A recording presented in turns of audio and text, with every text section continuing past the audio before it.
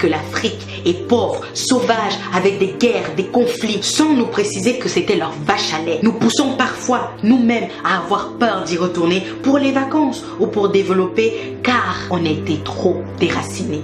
Ils nous ont dit, ton histoire n'existe pas ou plus, et ils ont écrit des mensonges sur la leur pour mieux le vendre à leurs enfants, mais surtout pour dominer celle des autres, en passant par le royaume de Soundiata Keita, de Mansa Moussa, l'homme noir le plus riche de l'histoire de l'humanité, bien avant Jeff Bezos et ses amis. Ils nous ont dit à l'école de retenir le nom de Thomas Edison pour l'invention de l'ampoule, en oubliant volontairement Lewis Howard Latimer et son filament de carbone avec son invention de la lampe électrique. Ils nous ont dit que l'Égypte antique de Toutankhamon, Ramsès, Khéops, mais aussi Hotep, scientifiquement prouvé noir, était une thèse complotiste. Et que la terre des Noirs, traduit par Kemet, ne prouvait rien, malgré la forte ressemblance des traits physiques des Noirs aux statues égyptiennes. N'oublions pas les nez cassés. Et puis ils ont dit que Yoyot, Jean Yoyot, leur égyptologue de tous les temps, lui et lui seul détenait la vérité sur l'histoire de l'Égypte.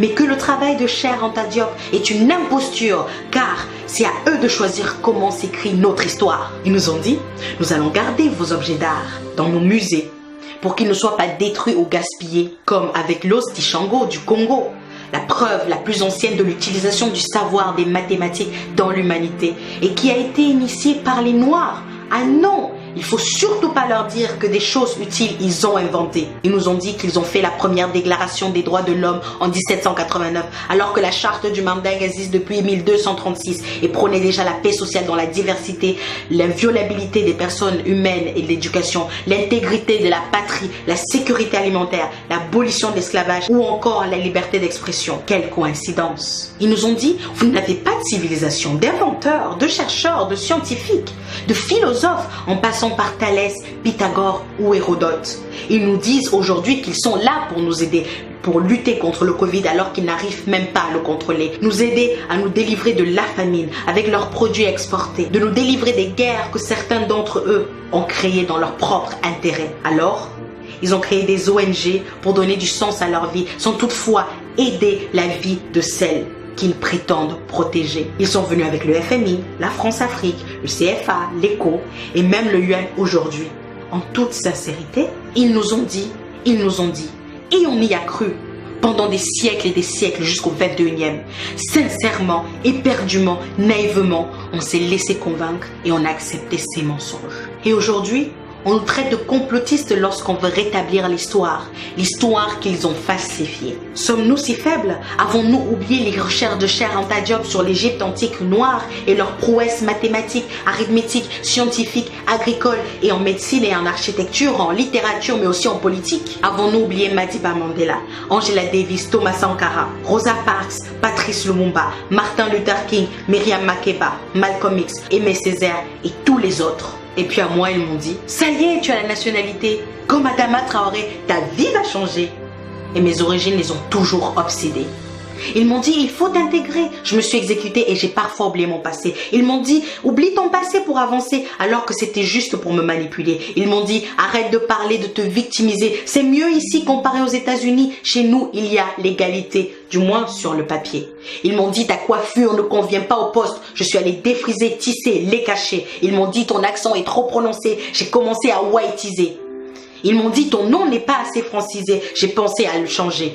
Non, je ne l'ai pas fait. Mon prénom l'avait déjà été. Ils m'ont dit, ta couleur est trop foncée. Mais comparé aux autres, ça va pour se moquer. Ils m'ont dit, il te faut un diplôme. Et je suis allée jusqu'en Chine pour étudier. Ils m'ont dit, il te faut de l'expérience. Et je suis allée travailler. Ils m'ont dit, il te faut du réseau, de la connexion. Je suis allée chercher. Et puis ils m'ont dit, je suis dans le regret de t'annoncer que nous ne ferons pas suite à ta candidature, car malgré tout l'intérêt que nous portons à ton profil, parfois trop qualifié, ce dernier a été refusé, sans même me dire désolé. Ils m'ont dit liberté, égalité, fraternité. J'ai voulu y croire parce que cela sonnait juste, mais quelle naïveté. Et enfin, ils nous ont dit beaucoup de mensonges, avec un petit mot d'accompagnement, rentrez chez vous. Et ça au moins, c'était vrai. Chers amis, chères sœurs, chers frères, chers pères, chères mères, pour que la vérité et le respect, la cohésion, la paix, pour que le Black Lives Actually Matter, il va falloir qu'on se réapproprie notre histoire, qu'on la transmette à nos enfants comme la Chine le fait avec les siens pour la réhabiliter. Il va falloir qu'on apprenne que le communautarisme qu'il pointe du doigt, c'est pour nous éloigner de la force économique qui va nous mener à cette dignité tant quémandée.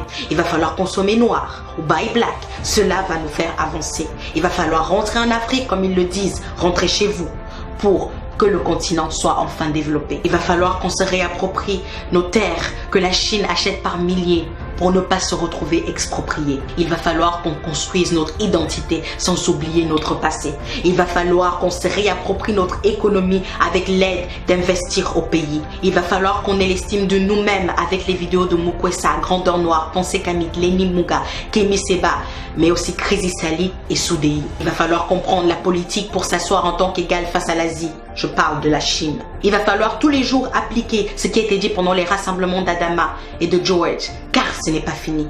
Il va falloir améliorer notre image comme le font les pays asiatiques en faisant du storytelling ou du marketing. Il va falloir s'insurger face à nos gouvernements qui laissent perdurer ce mépris.